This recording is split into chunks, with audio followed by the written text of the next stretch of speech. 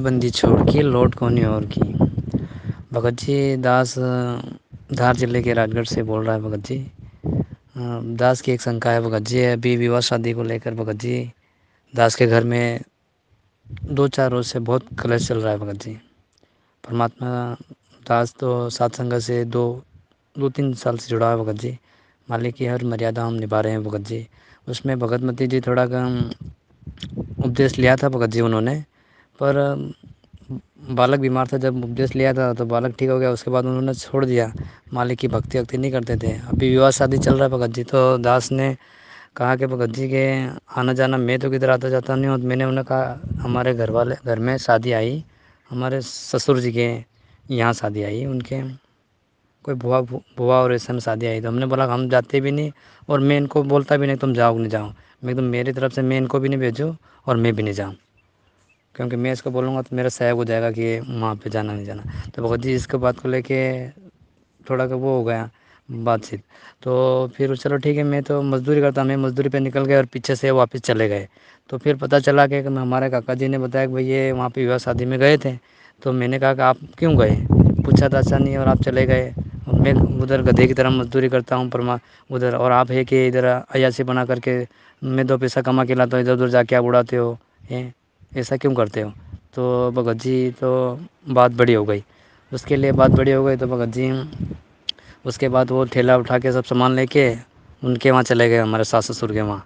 तो हमारे सास वो भी हमसे झगड़ा करने आए, और उन्होंने भी कहा कि तुम बेटी को मंगलसूत्र नहीं पहनने देते हो और टिकी बिंदी नहीं लगाने देते हो, ये वो नहीं करने देते हो, ऐसा कैसा है तुम्हारा, क्या है वो नहीं। तो दास ने भी भगत जी 1-2 शब्द कह दिया भगत जी। मैंने भी कहा कि भगत जी मैं कैसा भी हूँ जैसा भी, मैं मेरे घर भक्ति कर, मैं आपको कुछ नहीं कहता, आप मुझे क्यों कहते हो। तो भगत जी इतने में उनको समझ में नहीं आता भगत जी वो जगत वाले हैं। तो फिर भी मैं उनके मुँह लग गया भगत जी, ये दास से गलती हो गई। तो भगत जी अभी तो वो वहाँ पे है, उनके वहीं पे। तो कलेश चल रहा है भगत जी। तो दास ने तो कह दिया आप अपनी बेटी को रखो और चाहे तो मेरा निपटारा कर दो, मैं भक्ति करूँगा कि आपसे मैं झगड़ा करूँगा हैं, और मैं भगत हूँ। इसलिए भगत जी दास आपको अपना बड़ा भाई मान के भगत जी ये शंका रख रहा है भगत जी। और मेरे 2 बालक है भगत जी, छोटे छोटे 2 बालक है भगत जी। एक तो 1.5 साल का है भगत जी, और एक 3 साल का है भगत जी।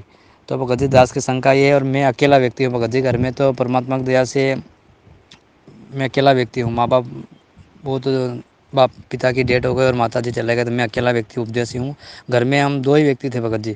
तो अब 2 व्यक्ति में से एक चला गया और बच्चे छोटे हैं भगत जी। तो मेरी ये शंका है, तो मैं क्या निर्णय लूँ क्या नहीं करूँ भगत जी।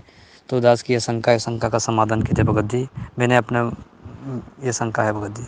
सत साहेब जय बंदी छोड़ की लौट कोनी और की। सच्चाई भगत जी, इसमें कोई बात बढ़ाने वाली बात नहीं है, लड़ाई झगड़ा करने की बात नहीं है। देखो, ये आपके ऊपर निर्भर करता है। आप अपने घर पर उतना ही राशन डालिए जितना उनको आवश्यकता है। फालतू के पैसे आप क्यों देते हो आप अपनी भक्तमती को? आप दो ही मत उनको पैसे। पैसे नहीं होंगे तो वो जाएगी कहाँ? जाएगी तो वो खर्चा क्या करेगी, आडंबर क्या करेगी, पाखंड क्या करेगी? आप फालतू की किसी भी प्रकार की डिमांड के लिए आप उनको पैसा ही मत दो ना। पैसा आप अपने अकाउंट में रखो, अपने खाते में रखो। घर पे जो राशन तेल पानी चाहिए, बच्चों को जो कपड़े लत्ते चाहिए, खुद खुद ला के दो उनको। साथ में ले जाओ, जो जो चीज़ चाहिए उनको दिलाओ। आप उनको पैसे मत दो, ताकि पैसे के फिर वो ब्याह शादी में जाए, बर्बाद करे, ये करे वो करे, तो झगड़ा होगा ही नहीं। फिर भी नहीं मानती है तो जाने दो भगत जी, फिर कोई जबरदस्ती का मार्ग थोड़ी है, उसके कर्म। कल को चोट लगेगी तब अपने आप मानेगी। हमने हमारी तरफ से मन मुटाव लड़ाई झगड़ा नहीं करना। उसको जो करना करने दो, उसको खुला छोड़ दो। कल को अपनी मनमानियों के चलते जब खुद परेशान होगी तो सीधे रास्ते आ जाएगी। गुरुजी ने 28 साल तक ज्ञान दिया, अब चुपचाप जाके जेल में बैठ गए। अब जिसने भगत बनना होगा वो तो ज्ञान को आधार बना के चलेगा, बाकी जिसने मरना मरो। परमात्मा किसी को कह रहे हैं क्या कुछ वहां बैठ के? तो भगत जी आप उनको पैसा मत दो ना, ताकि उनको बकवाद करने के लिए उनको मौका मिले। घर में जो सामान चाहिए जरूरी वो आप ला के पटक दो खाने पीने का। वो कहाँ से बकवाद कर लेगी? फिर भी करती है तो करने दो, आपका क्या लेगी? जितने दिन मायके रहे उनको, भैया मेरी तरफ से तो कोई मनाही है नहीं, चाहे मायके रहे चाहे यहाँ रहे। मैं तो अपनी भक्ति करूंगा, अपनी मर्यादा में रहूंगा। फालतू की चीज़ों के लिए एक नया पैसा नहीं दूंगा। तेरी मर्जी है, रहना तो रहना, नहीं रहना तो नहीं रहना। तो इस प्रकार से भगत जी आप अपने बच्चों को कंट्रोल करो। वैसे लड़ाई झगड़ा मनमुटाव करने से बात नहीं बनेगी। आप आप दृढ़ हो जाओ। आपको समझ में आ गया नियम मर्यादा ज्ञान। आप फालतू की बकवाद के लिए ना अपने माँ बाप को पैसा दो, ना अपनी औरत को पैसा दो। घर में जिस चीज़ की आवश्यकता है वो सामान ला के दे दो। बस उसके बाद वो कहाँ बकवाद करेंगे, फिर भी करते हैं तो करने दो। फिर जब वो कर्म की चोट लगेगी तब सीधे हो जाएंगे अपने आप। यही तरीका भगत जी, कोई तरीका नहीं है। डराती है, धमकाती है, मायके चली जाऊंगे, इन्हों 100 बार चली जा, 1000 बार चली जा, तू कल जाती अभी चली जा, बच्चे ले जा, जो मर्जी ले जा, कुछ भी कर ले तू। हमारे साथ परमात्मा है, यदि हम अपनी मर्यादाओं के लिए संघर्ष कर रहे हैं तो। माँ बाप कितने दिन रखते भगत जी, आजकल कोई नहीं रखता। 10 15 20 दिन, महीने 2 महीने, वहां से जकमरा के वापस आएगी, जाएगी कहाँ पे? तो थोड़ा सा ना इन चीज़ों का ध्यान रखो, आप दृढ़ हो जाओ। आप ना बकवाद करो, ना बकवाद करने का मौका दो। सामने वाला कहाँ जाएगा? कहीं नहीं जाएगा, रो पीट के वहीं वापस आएगा। सत साई।